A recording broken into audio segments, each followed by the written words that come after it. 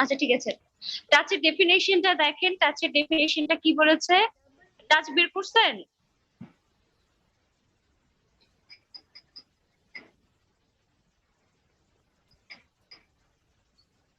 Touch কি বের করেছেন?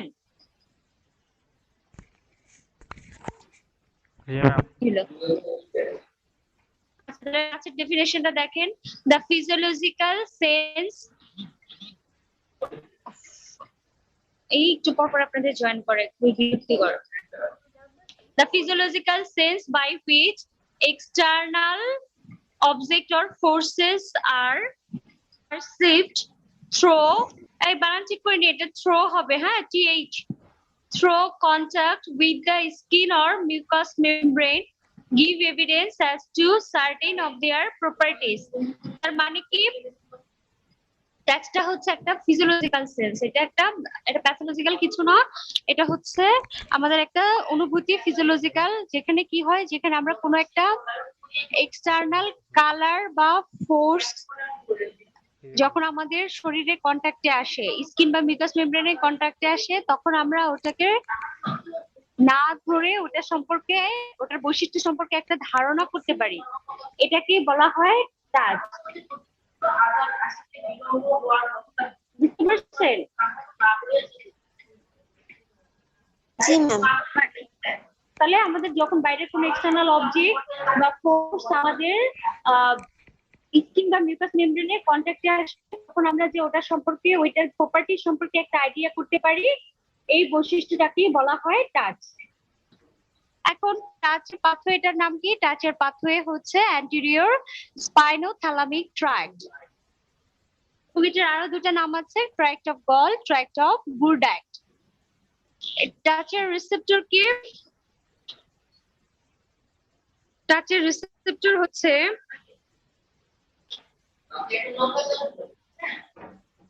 Free nerve ending, Meissner's corpuscle, আর হচ্ছে মার্কেলস ডিস্ক।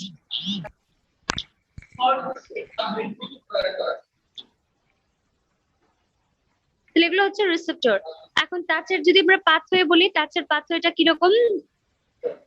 তাহলে ফার্স্ট আমার একটা স্টিমুলেশন লাগবে, একটা টাচ, একটা স্টিমুলেশন আসলো, আসার পরে কি হবে, একটা রিসেপ্টর স্টিমুলেশনটাকে রিসিভ করবে।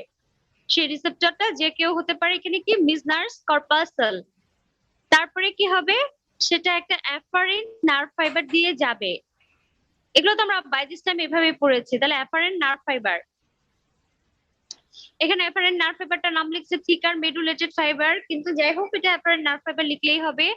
সেখান থেকে যাবে কোথায়? Dorsal root গ্যাংলিয়াতে।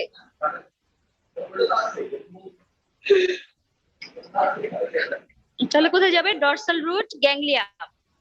এই ডরসাল রুট গ্যাংলিয়াতে হচ্ছে তার first order neuron. Dorsal root ganglia থেকে সে যাবে কোথায়? স্পাইনাল কর্ডে। স্পাইনাল কর্ডে যাওয়ার পরে সেখান থেকে টাচ আমার কয় ধরনের আছে এটা একটু বলতে ভুলে গিয়েছি। টাচ হচ্ছে দুই ধরনের, একটা হচ্ছে ফাইন টাচ, একটা হচ্ছে ক্রুড টাচ। ফাইন টাচ মানে হচ্ছে খুব আলতো ভাবে আপনাকে ধরলো, টাচ করলো। আর ক্রুড টাচ হচ্ছে যেখানে প্রেসার দিল, হ্যাঁ, এটা হচ্ছে ক্রুড টাচ। তাহলে ফাইন টাচটা কোথায় যাবে আর ক্রুড টাচটা কোথায় যাবে? দেখেন, স্পাইনাল কর্ড থেকে ফাইন টাচটা হচ্ছে ট্র্যাক্ট অফ গল এবং ট্র্যাক্ট অফ বুরডাকে চলে যাবে। ট্র্যাক্ট অফ গল আর ট্র্যাক্ট অফ বুরডাক, এটা কোথায় পড়ছিলেন? এই ট্র্যাক্ট অফ গল আর ট্র্যাক্ট অফ বুরডাক বলেন তো, ট্র্যাক্টের মধ্যে কোনটার মধ্যে ছিল?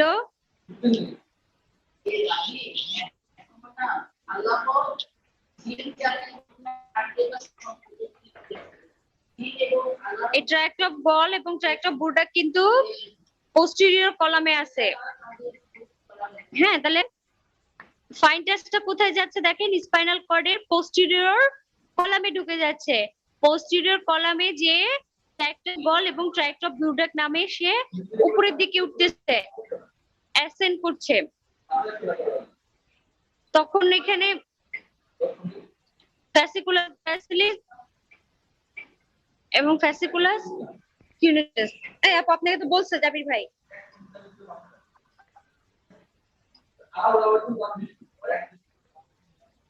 আচ্ছা, তারপরে ফ্যাসিকুলাস গ্র্যাসিলিস এবং ফ্যাসিকুলাস কিউনিটাসে যাবে। ফ্যাসিকুল মানে হচ্ছে ফাইবার গুলা, ঠিক আছে? তাহলে সে ফাইবারে গেল, ফ্যাসিকুলাস গ্র্যাসিলিস এবং ফ্যাসিকুলাস কিউনিটাস।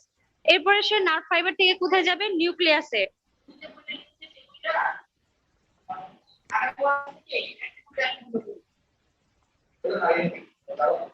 তাহলে নিউক্লিয়াস গ্র্যাসিলিস এবং নিউক্লিয়াস কিউনিটাসে যাবে। ফ্যাসিকুলাস গ্র্যাসিলিস ফ্যাসিকুলাস কিউনিটাস থেকে যাবে কোথায়? নিউক্লিয়াস গ্র্যাসিলিস এবং নিউক্লিয়াস কিউনিটাসে যাবে। এটা হচ্ছে সেকেন্ড অর্ডার নিউরন। তারপরে সে কোথায় যাবে? এইখান থেকে তার স্পাইনাল কর্ডের পার্ট শেষ হলো। স্পাইনাল কর্ড থেকে সে যাবে কোথায়? মেডুলাতে। মেডুলার পরে উপর দিকে উঠতেছে। তো মেডুলার উপরে কি আছে আপনারা বলেন? হ্যাঁ, মেডুলার উপরে কি আছে? পন্স, পন্সের উপর মিড ব্রেন, ওকে। তাহলে মিড ব্রেন থেকে সে যাবে কোথায়? থ্যালামাসে। থ্যালামাসে কি কোথায় যাবে? Ventral posterolateral nucleus of thalamus. Ventral posterolateral nucleus of thalamus এখানে যাবে, যেটাতে থার্ড অর্ডার নিউরন। থ্যালামাস থেকে সে যাবে হচ্ছে ইন্টারনাল ক্যাপসুল কর্নার রেডিয়াটা। কর্নার রেডিয়াটা থেকে সে যাবে হচ্ছে সেরেব্রাল কর্টেক্স। সেরেব্রাল কর্টেক্স এর কোথায় যাবে? Somatosensory area. Somatosensory area of the cerebral কর্টেক্সে যে সে শেষ হবে। আর ক্রুড টাচটা কি করবে? ক্রুড টাচটা হচ্ছে স্পাইনাল কর্ড থেকে পোস্টেরিয়র হর্ন সেলে যাবে। দেখেন, ওটা কিন্তু পোস্টেরিয়র কলামে ছিল ফাইন টাচটা, আর ক্রুড টাচটা হচ্ছে হর্ন সেলে ঢুকে যাবে। তাহলে posterior horn cell of the spinal কর্ডে গেল। সেখান থেকে সে কি করবে? মিড লাইন ক্রস করে অপোজিট সাইডে চলে যাবে। অপোজিট সাইডে সে অ্যান্টিরিয়র কলাম দিয়ে উঠবে, অ্যান্টিরিয়র স্পাইনোথ্যালামিক ট্রাক্ট হিসেবে। তারপরে একই উঠলো, উঠার পরে মেডুলাতে যাবে। মেডুলা থেকে পন্স থেকে মিড ব্রেন থেকে থ্যালামাস, থ্যালামাসের ভেন্ট্রাল পোস্টোল্যাটারাল নিউক্লিয়াসে যাবে। তারপরে বাকিটুকু তো একই, internal capsule corona radiata cerebral কর্টেক্সে সোমাটোসেন্সরি এরিয়া। এই হচ্ছে টাচের পাথওয়ে। এই টাচের পাথওয়েটা বুঝতে পারছেন? জি ম্যাম। আচ্ছা, বুঝলেও আরেকবার একটু রিডিং করেন, হ্যাঁ?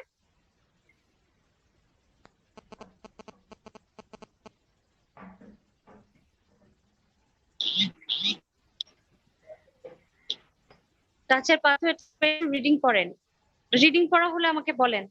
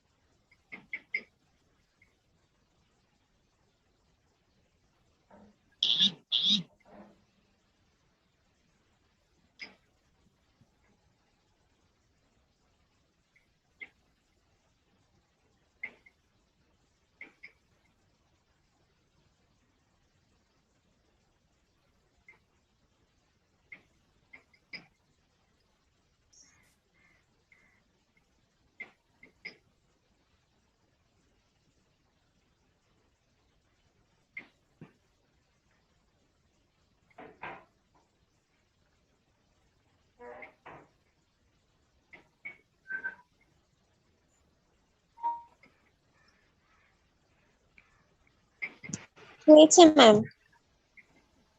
বুঝতে পেরেছেন? ম্যাম, আচ্ছা, পার্সেন্টেজ দিছেন? জি ম্যাম, দেয়া হয়েছে। আচ্ছা, ঠিক আছে। তাহলে এটা শেষ আমাদের। এরপরে আমরা যেটা করব সেটা হচ্ছে সেরেব্রাম করব, ঠিক আছে? সেরেব্রাম থেকে কি প্রশ্ন আসছে বললেন, একটু বলেন তো আবার। Give the functions of cerebellum. শুধু একটাই আসছে? ম্যাম শর্ট নোডেও সেরেব্রাম আছে। সেরেবেলাম, আচ্ছা ওকে, তাহলে একটু বের করেন, সেরেবেলামটা একটু বের করেন।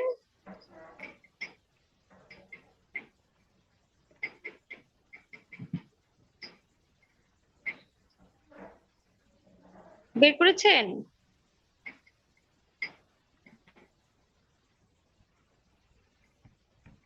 সেরেবেলাম বের করেছেন? জি ম্যাম। আচ্ছা, সেরেবেলামটা কি জিনিস? সেরেবেলামটা হচ্ছে, এটা হাইন্ড ব্রেনের একটা অংশ, it is a part of hind brain. এখন সেরেবেলামের কিছু নিউক্লিয়াস আছে, যেটা হচ্ছে নিউক্লিয়াস ফ্যাস্টিজি, নিউক্লিয়াস গ্লোবোসাস, নিউক্লিয়াস কম্বলিফর্মিস এবং নিউক্লিয়াস ডেন্টাটাস। কেউ লিখতে পারে, কেউ পড়তে পারলে পড়েন, আর যদি না পড়তে পারেন তাহলে কোনো অসুবিধা নাই, বাদ দিয়ে দিন। আর সেরেবেলামের ফাইবার গুলা কি কি? Efferent fibre, mossy fibre, climbing fibre, afferent projection fibre. এটাও একই কথা, যদি আপনি পড়তে পারেন তাহলে আপনি পড়বেন, আর যদি আপনার মনে হয় যে আপনি পড়তে পারছেন না তাহলে আপনার ফাইবারের নামও পড়ার দরকার নেই। বুঝতে পারছেন আমার কথা? জি ম্যাম। কিন্তু আপনাকে যেটা অবশ্যই পড়তে হবে সেটা হচ্ছে ফাংশন।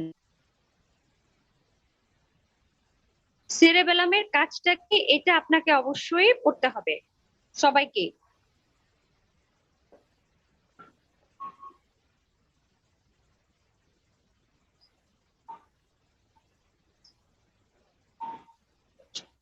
ঠিক আছে?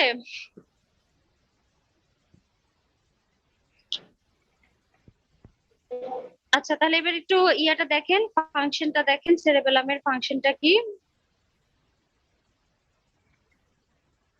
সেরেবেলামের ফাংশনের মধ্যে যেটা আমরা যদি একটা কথা বলি সেটা হচ্ছে টোন পশ্চার ইকুইলিব্রিয়াম মেনটেন করে সেরেবেলাম। ঠিক আছে, তাহলে কি বলবেন? টোন পশ্চার ইকুইলিব্রিয়াম, একটা ফাংশন বললেও সেরেবেলামের এটাই function. It maintains the tone posture and equilibrium. Tone মানে কি? মানে হচ্ছে এই যে আমরা হাত অ্যাকশন করতে পারছি, এটাই হচ্ছে টোনিসিটি। পশ্চার কি? পশ্চার হচ্ছে এই যে আপনি শুয়ে আছেন, বসে আছেন, হাঁটছেন, এগুলো আপনার এক একটা পশ্চার। আর ইকুইলিব্রিয়াম ব্যাপারটা তো জানেন, ইকুইলিব্রিয়াম কি? ভারসাম্য। তাহলে এটাই হচ্ছে সেরেবেলামের কাজ, ভাইবা জিজ্ঞাসা করলে এটাই মেইন কথা। আচ্ছা, এখন টোনটা কিভাবে মেনটেন করে? সেরেব্রামটা টোনটা মেনটেন করে হচ্ছে হায়ার কর্টিক্যাল সেন্টার এবং লোয়ার স্পাইনাল কর্ড যে সেন্টার আছে, এই দুটার এক্সাইটেশন এবং ইনহিবিশনের মাধ্যমে সেরেবেলাম হচ্ছে টোনিসিটিটা মেনটেন করে। আর পশ্চার মেনটেন করবে হচ্ছে ইরেক্ট পশ্চারের ক্ষেত্রে, যে পশ্চারের জন্য যে মাসেল গুলো আছে সেগুলার তো মানে ডিস্ট্রিবিউশনটা ঠিক মতো করে, মানে সেটা ওই মাসেল গুলার ডিস্ট্রিবিউশনের মাধ্যমে পশ্চারটাকে সে মেনটেন করছে। আচ্ছা, এখন ইকুইলিব্রিয়ামটা কখন? যখন ধরেন আপনি এই যে দাঁড়িয়ে আছেন, আপনি বসে আছেন, জাম্পিং, রানিং, যেটাই করতেছেন, তখন আপনার মাসেল গুলাকে অ্যাডজাস্ট করে সে ইকুইলিব্রিয়ামটা মেনটেন করে এবং ভলান্টারি মুভমেন্টের মধ্যে কোঅর্ডিনেশন করে।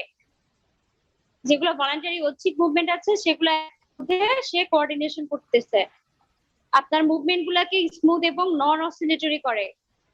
তাহলে একদম স্মুথ মুভমেন্ট এবং কাঁপাকাঁপি যাতে না করেন। অসিলেশন মানে কি? কাঁপাকাঁপি। তাহলে আপনি যাতে কাঁপাকাঁপি না করেন, সেগুলো অনেকে দেখবেন কিছু একটা ধরলে কাঁপতে কাঁপতে পড়ে যায়। স্পেশালি টিচারদের সামনে যখন ভাইবা বোর্ডে তাকে কোনো একটা ইনস্ট্রুমেন্ট ধরতে বলা হয়, কিছু একটা, বা আপনাদের অ্যানাটমি আছে, বোনস ধরতে বলা হলো, তখন কাঁপতে কাঁপতে পড়ে যায়। যদিও ওটা ভয়ে কাঁপা, ওটা আলাদা জিনিস, কিন্তু এই সেরেবেলামের কাজ হচ্ছে যাতে আমরা কোনো কিছু ধরলে কাঁপতে কাঁপতে এরকম পড়ে চড়ে না যাই, সেটা নিশ্চিত করা। অনেক বয়স্ক মানুষের দেখবেন সেরেবেলামের প্রবলেম আছে, তারা হয়তো পানির গ্লাস ধরতেছে, সেখানে কাঁপাকাঁপি শুরু। তাহলে এইটার কাজটা কি করছে? সেরেবেলাম। এছাড়া সেরেবেলাম কি করে? আপনি যখন একটা কিছু মুভমেন্ট করবেন কোথাও, মানে আপনি ধরেন সিঁড়ি ভাঙবেন, তো আপনি দুইটা ধাপ যাতে না নেমে যান, আপনার ধাপটা কতটুকু, আপনার ব্রেনটা কিরকম হবে, আপনার ফোর্সটা কিরকম থাকবে, আপনার হাঁটার স্পিডটা কিরকম থাকবে, আপনার ডিরেকশনটা কিরকম থাকবে, এই সবগুলোকে মেনটেন করে হচ্ছে সেরেবেলাম। ঠিক আছে, সেরেবেলামের ফাংশনটা বুঝতে পারছেন? জি ম্যাম। ওকে, এখন সেরেবেলামের ডিসঅর্ডার হলে কি কি হয়, আমরা কিভাবে বুঝবো যে পেশেন্টের সেরেবেলামে প্রবলেম হয়েছে? সেরেবেলামের ডিসঅর্ডার বোঝার জন্য কিছু সাইন আছে, এবং এটা কিন্তু সেরেবেলামের ডিসঅর্ডারটা আমরা সবসময় সাইনের মাধ্যমে বুঝতে পারবো, কারণ এটার জন্য কোনো টেস্ট নেই, ইনভেস্টিগেশন নেই। সো ইনভেস্টিগেশন ছাড়া আমাদের ফিজিক্যালি টেস্ট করে বুঝতে হবে সেরেবেলামে কোনো লেশন আছে কিনা। তাহলে কি কি প্রবলেম হতে পারে? পশ্চার প্রবলেম হতে পারে, ভলান্টারি মুভমেন্টের সমস্যা হতে পারে। আবার পশ্চারে কি প্রবলেম হতে পারে? অ্যাটোনিয়া অর হাইপোটোনিয়া, তার মানে কি আমার টনিসিটিটা কমে যাবে অথবা অ্যাবসেন্ট থাকবে মাসল টোনটা।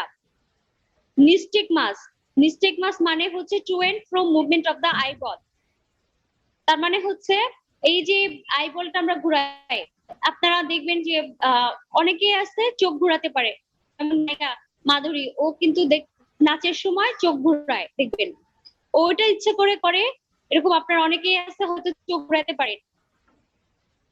তাহলে যাদের এটা ইচ্ছে না এমনি চোখ ঘুরতেছে সেটাকে বলতেছি আমরা নিস্টেগমাস। আর ডিপ রিফ্লেক্স কি হবে? ডিপ রিফ্লেক্সটা হয়ে যাবে পেন্ডুলার, সেরেবেলাম লেশনে ডিপ রিফ্লেক্স পেন্ডুলার হয়ে যায়। তাহলে এটা হচ্ছে পশ্চারে প্রবলেম হলে কি কি হবে। এবার আসেন ভলান্টারি মুভমেন্টে প্রবলেম হলে তার কি কি হতে পারে। ভলান্টারি মুভমেন্টে প্রবলেম হলে তার মুভমেন্টটা কিরকম হয়ে যাবে? উইক হবে, এটাকে বলে অ্যাস্থেনিক মুভমেন্ট, উইক হবে, মুভমেন্টের মধ্যে কোনো কোঅর্ডিনেশন থাকবে না, এটাকে বলে অ্যাটাক্সিয়া। এই অ্যাটাক্সিয়ার আন্ডারে তিনটা 1 2 3, এটা অ্যাটাক্সিয়ার আন্ডারে, এটা সি নাম্বার না, এটা আসলে অ্যাটাক্সিয়ার আন্ডারে। সেখানে কি হতে পারে? ডিকম্পোজিশন অফ মুভমেন্ট, মানে কোনো এটা ইয়া নাই, উল্টাপাল্টা মুভমেন্ট হচ্ছে আর কি, কোনো কম্পোজিশন নাই মুভমেন্টের, গঠন টঠন নাই। তারপরে হতে পারে কি অ্যাসিনার্জিয়া, তার মানে অ্যাসিনার্জিয়া মানে হচ্ছে মুভমেন্টের কোনো কোঅর্ডিনেশন নাই। লাইক ডিসমেট্রিয়া মানে হচ্ছে আপনি যেখানে মুভমেন্ট করার কথা তার থেকে বেশি মুভমেন্ট করে ফেলছেন। মানে ধরেন আপনি একটা কিছু ধরবেন, আপনার যতটুকু হাত বাড়ানোর কথা তার থেকে আপনি আরো অনেক বেশি হাত বাড়িয়ে ফেলছেন, আপনি ক্যালকুলেট করতে পারছেন না যে আপনাকে কতটুকু, আপনার পারপাসটা ফুলফিল করতে হলে আপনার মুভমেন্টটা কতটুকু রেঞ্জ হওয়া উচিত সেটা আপনি ক্যালকুলেট করতে পারছেন না, সেটা হচ্ছে ডিসমেট্রিয়া। ঠিক আছে, আর ইন্টেনশন ট্রেমর হতে পারে। ইন্টেনশন ট্রেমর মানে কি? ইন্টেনশন ট্রেমর মানে হচ্ছে jerking of organ or tremor during voluntary movement. তাহলে আমরা যখন ভলান্টারি মুভমেন্ট করব, ওই দিকটা আগে যেটা বলছি যে আমরা কাজ করার সময় আমার হাত পা কাঁপাকাঁপি করতে থাকবে, এটা হচ্ছে ইন্টেনশন ট্রেমর। আপনি একটা গ্লাস নিলেন, আপনার গ্লাস কাঁপা শুরু করলো, আপনি ভিসেরা হাতে নিলেন, ভিসেরা কাঁপছে, আপনি বোনস হাতে নিলেন, আপনার হাত কাঁপছে, তাহলে ইন্টেনশন ট্রেমর। আর গেটটা কিরকম হবে? গেটটা হবে হচ্ছে এফেক্টেড সাইডে, যে সাইডে আমার প্রবলেম, ধরেন আমার বাম সাইডে প্রবলেম, আমি হাঁটার সময় বারবার হচ্ছে মানে আমার বডিটা বাম দিকে কাত হয়ে যাবে এবং সেটাকে আবার টেনে টেনে ভালো দিকে নিয়ে যেতে হবে। মানে আমার যে সাইডে প্রবলেম সেই সাইডে পুরো বডি কাত হয়ে যাবে, যেতে যাবে, তখন আবার টেনে টেনে টেনে টেনে সেটাকে ভালো দিকে নিতে হবে। এই হচ্ছে এরকম থাকে গেটটা আর কি। আর স্পিচটা কিরকম হবে? এক্ষেত্রে স্পিচটা হয়ে যাবে স্লাগিশ, সে কি বলছে আপনি কিছুই বুঝতে পারবেন না, স্লাগিশ ধরনের স্পিচ হবে। তারপরে কি হবে? ডিসআর্থিয়া হবে, তার মানে সে ভার্বাল কোনো ওয়ার্ড প্রডিউস করতে পারবে না, কোনো শব্দ মুখে, যেটা অর্থবোধক কোনো শব্দ মুখে প্রডিউস করতে পারবে না, ডিসআর্থিয়া হবে। এখন কথা যেটা যে ডিসডায়াডোকোকাইনেসিয়া এবং পাস্ট পয়েন্টিং, এই দুইটা জিনিস কি? আমার সামনে অবশ্য কিছু নাই, আমি যে সাপোর্ট দিব ওরকম কিছু নাই, তাহলে আপনাদের একটু ভালো মতো দেখাতে পারতাম। আপনার পাস্ট পয়েন্টিংটা, যেটা পাস্ট পয়েন্টিংটা হচ্ছে আপনি চোখ বন্ধ করবেন, চোখ বন্ধ করে নাকে ধরতে হবে। আপনার হাত ছড়ানো থাকবে, আপনি এভাবে নাকে ধরবেন। এটা হচ্ছে পাস পয়েন্টিং, মানে এটা আপনার পয়েন্টটা ঠিক আছে, যদি টাচ করতে পারেন আপনার পয়েন্ট ঠিক আছে। কিন্তু সেরেব্রাম লেশন তারা কখনোই টাচ করতে পারবে না নাকে চোখ বন্ধ করে, তাদের এভাবে এদিকে এদিকে চলে যাবে, তার মানে তার ফোকাস পয়েন্টটা পাস হয়ে যাচ্ছে, এটাকে বলা হয় পাস পয়েন্টিং। ক্লিয়ার? আচ্ছা, আর আরেকটা আছে ডিসডায়াডোকোকাইনেসিয়া। এটা মানে হচ্ছে এই যে আপনার হাত র‍্যাপিড অল্টারনেটিভ মুভমেন্ট, এই যেটা আমরা তালি দিচ্ছি এভাবে, পেশেন্টকে বলবেন এরকম করতে, একবার হাত এরকম, একবার এরকম, এরকম এরকম, এই আপনার অবস্থা, এরকম এরকম করবেন, ঠিক আছে? তাহলে চোখ বন্ধ করে তাকে র‍্যাপিড অল্টারনেটিভ মুভমেন্ট করতে বলবেন হাতের।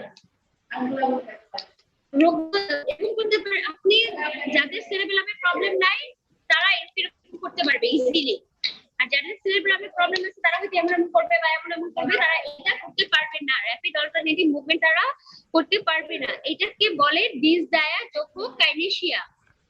ক্লিয়ার? জি ম্যাম। এই বুঝতে পেরেছেন? আচ্ছা, তাহলে এই সাইনগুলো দেখতে পাবেন। এটা আমি যেটা বললাম এটা কোনো ল্যাব ইনভেস্টিগেশন করতে হয় না, আপনি পেশেন্ট দেখলেই আপনি বুঝতে পারবেন তার সেরেবেলামে কোনো প্রবলেম আছে কিনা। যেহেতু আপনি সিআরপি তে আছেন, আপনাকে সেরেবেলামে অনেক অনেক কোশ্চেন দেখতে হবে, আপনাকে অনেক অনেক পেশেন্ট দেখতে হবে, এটা বুঝতে হবে, আপনাকে ক্লিনিক্যালি দেখে বুঝতে হবে এই পেশেন্টকে। সেটা আপনি কিভাবে বুঝবেন? ফার্স্টে পেশেন্ট যখন আপনার চেম্বারে ঢুকবে তখন দেখবেন পেশেন্টের হাঁটা, দেখবেন হাঁটাটা খেয়াল করবেন যে ওই যে এফেক্টেড সাইড দিকে তার বারবার পা চলে যাচ্ছে, সে টেনে টেনে সেটাকে আবার নরমাল দিকে নিয়ে আসছে। তাহলে গেটটা দেখতে পেলেন, এরপরে কি করবেন? সে সামনে এসে বসলো, বসার পরে তার চোখের দিকে তাকালেন, চোখ দেখবেন চোখ ঘুরতেছে, তাহলে এটা অকুলার মুভমেন্ট হয়ে গেল, নিস্টিগমাস আছে কিনা। এরপর আপনি তার সাথে কথা বলবেন, তাকে নানান জিনিস জিজ্ঞাসা করবেন, তখন দেখবেন যে সে কি বলতেছে অ্যান্সার আপনি কিছুই বুঝতে পারছেন না, সে ওয়ার্ড প্রডিউস করতে পারছে না, তার ভয়েস স্ল্যাগিশ, তখন আপনি বুঝতে পারবেন যে সেরেবেলামের প্রবলেম। আর তারপরে দুটো টেস্ট করতে, একটু আগে যেটা বললাম ফিঙ্গার নোজ টেস্ট, চোখ বন্ধ করে নাকে ফিঙ্গার লাগাতে বলবেন, সেটা পারবে না, পাস পয়েন্টিং হয়ে যাবে, তাহলে এটা ফিঙ্গার নোজ টেস্ট। আরেকটা কি ডিসডায়াডোকোকাইনেসিয়া করতে বলবেন, র‍্যাপিড অল্টারনেটিভ মুভমেন্ট, সে সেটা করতে পারবে না, তার এটা লস হয়ে যাবে। তাহলে এই হচ্ছে সেরেবেলাম লেশনের টেস্ট। তাহলে সেরেবেলাম ক্লিয়ার? জি ম্যাম।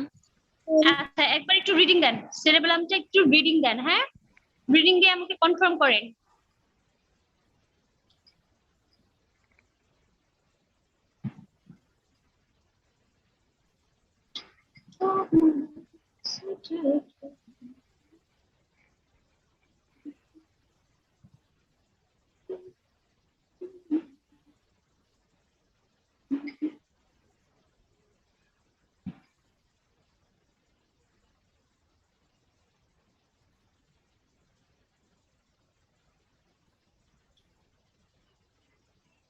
জি ম্যাম, হয়েছে।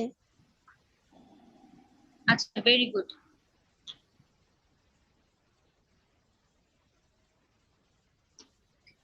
এরপরে যেটা,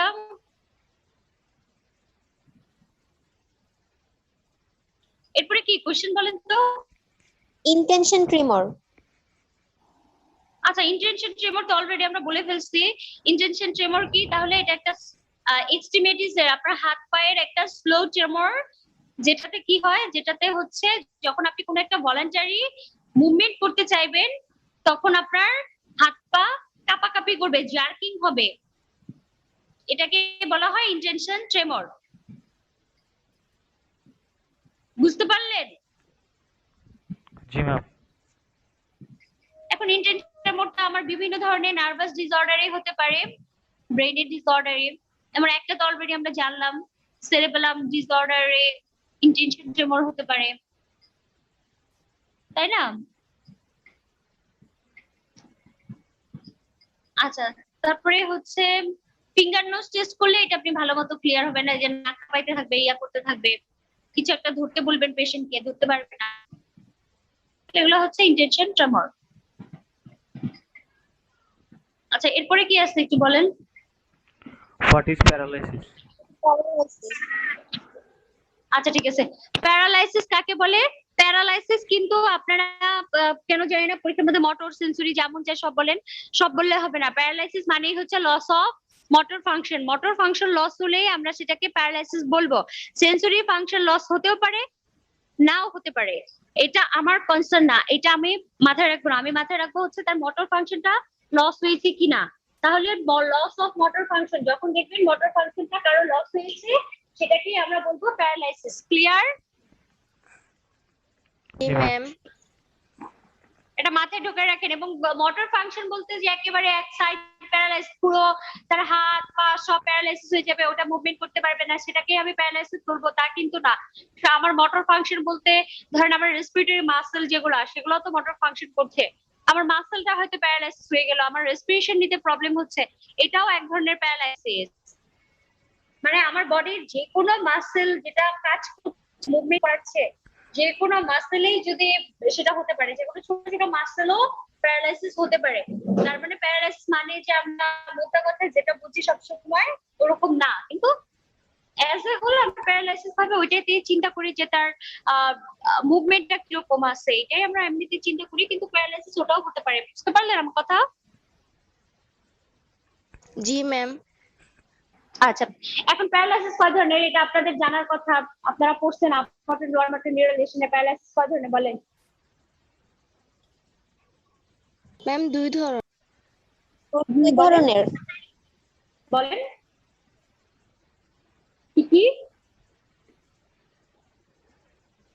স্প্যাস্টিক প্যারালাইসিস আর flaccid paralysis. Very good. Spastic paralysis কখন হয়? আপার মোটর নিউরন লেশন হলে তখন স্পাস্টিক হয়, আর লোয়ার মোটর নিউরন লেশন হলে তখন হচ্ছে ফ্ল্যাসিড হয়। তাহলে স্পাস্টিকের ক্ষেত্রে আমরা টনিসিটি কিরকম হবে? ম্যাম টনিসিটি কমে যাবে। এই স্পাস্টিক তো শক্ত হয়ে যাওয়া। নো ম্যাম, স্পাস্টিক বেড়ে যাবে আর ফ্ল্যাসিডে কমে যাবে। ফ্ল্যাসিডে কমবে, কারণ ফ্ল্যাসিড মানেই হচ্ছে নরম ফলফলে, তো ওখানে টনিসিটি কমে যাবে, হাইপোটনিক হবে। আর স্প্যাস্টিক মানে হচ্ছে শক্ত, তাহলে ওখানে হাইপারটনিক হবে। ক্লিয়ার? জি ম্যাম। ওকে, এখন কথা হ্যাঁ ঠিক আছে। এখন যেটা, তাহলে এটা গেল। এরপরের কথা হচ্ছে আমার রিফ্লেক্স গুলো কি হবে বলেন দেখি, রিফ্লেক্স গুলো কি হয়?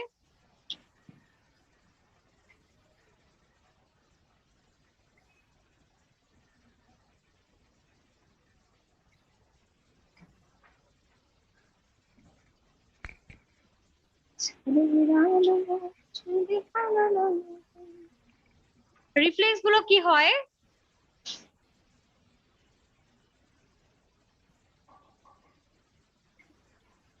এই আপার মোটর আর লোয়ার মোটর নিউরন লেশনে রিফ্লেক্স কি হয়?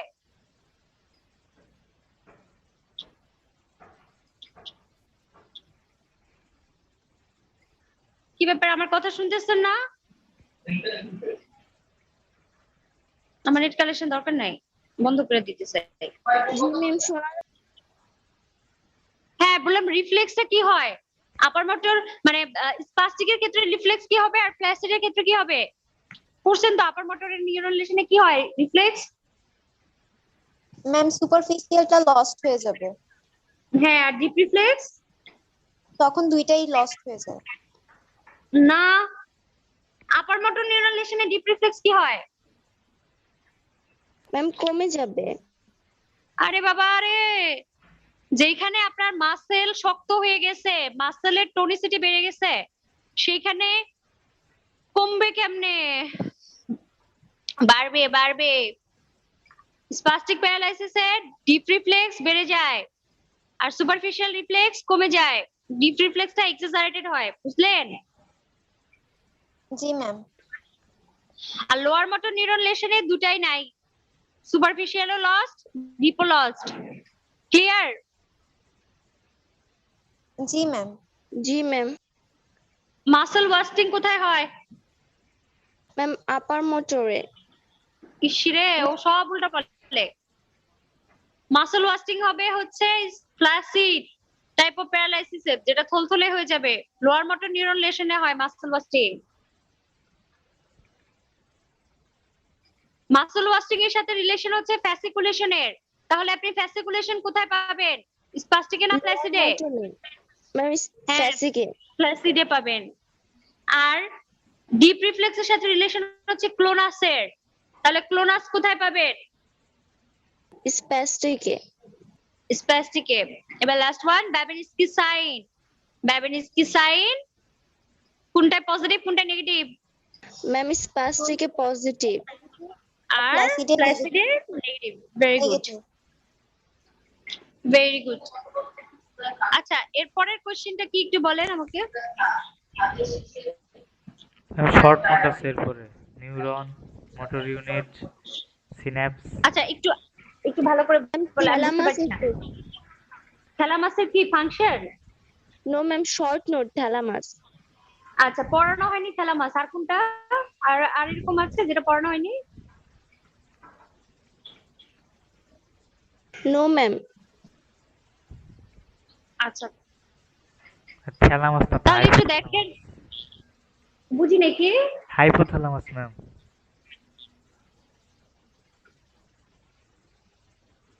আপনার পরীক্ষায় প্রশ্নে কি আছে, থ্যালামাস না হাইপোথ্যালামাস? Hypothalamus ma'am. আচ্ছা ঠিক আছে, আচ্ছা ঠিক আছে, আমরা হাইপোথ্যালামাসে পড়বো, সমস্যা নেই। ওকে, তাহলে একটু হাইপোথ্যালামাসটা দেখি। হ্যাঁ,